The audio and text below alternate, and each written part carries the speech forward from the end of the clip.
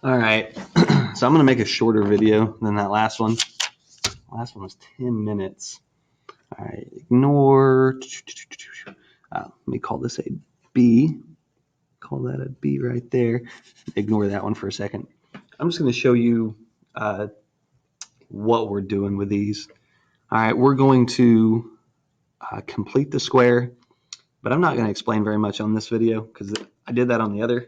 It's out there if you want to watch it, but it took. I don't think many of you are going to. So we're going to add some number here so that something fancy happens. All right, so the 8 is like our B. The 8 is like our B. Now, what I'm going to do is I'm going to add this B over 2 squared.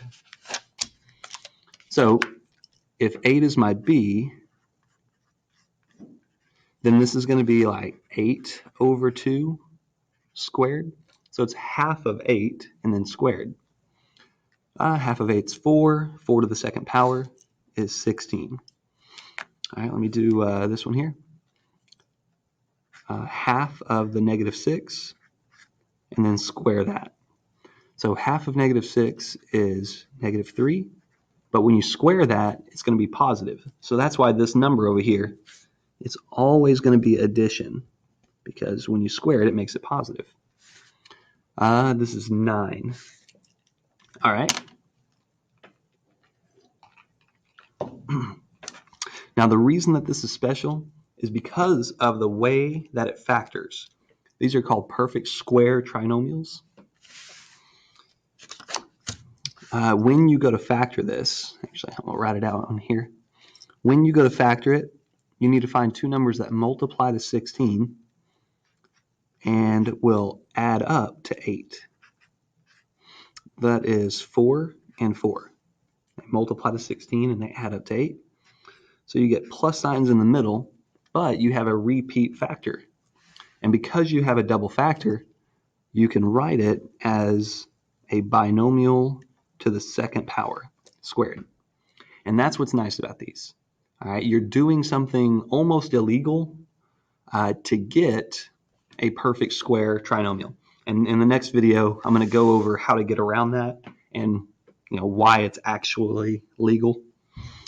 For this one, we need two numbers that multiply to 9 and add up to 6. Let's see here. It's going to be minus and minus. Yeah. It's x minus, x minus. They multiply to 9, but add up to be 6. Well, that's 3 and 3.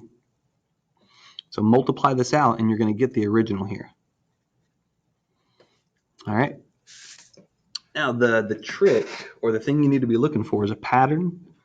So why is it 4? Why is it 3? And what do you notice about its relation to the originals over here? Well,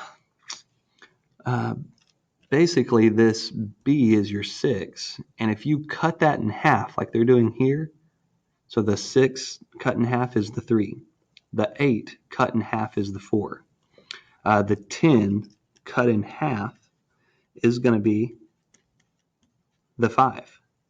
All right, we haven't even added the piece here, but I know that that's going to be the answer over here. All right, to get my missing piece, remember we're going to cut it in half and then square it. So half of 10 is 5, and then 5 squared is 25. And go ahead and check it out. When you multiply this out, you're going to get this original. All right, these are going to involve decimals.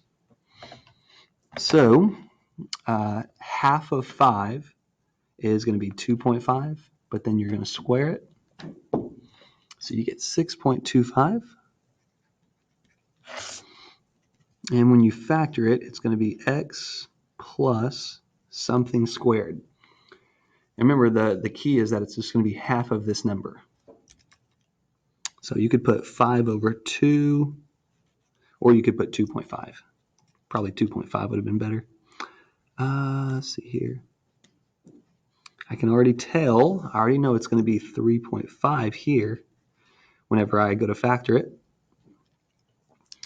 And we need to do the half of this one squared. That's going to be the only part y'all have to do. So Half of that is 3.5. Ignore the negative if you want. And that's 12.25. This is going to be the only part you guys have to do, is that completing the square part. That makes these a perfect square trinomial. Half of 13 is 6.5. And when you square that, you're going to get 42.25. All right, you can square numbers like this in your head. There's a trick for it. All right, and then it's going to be 6.5. All right.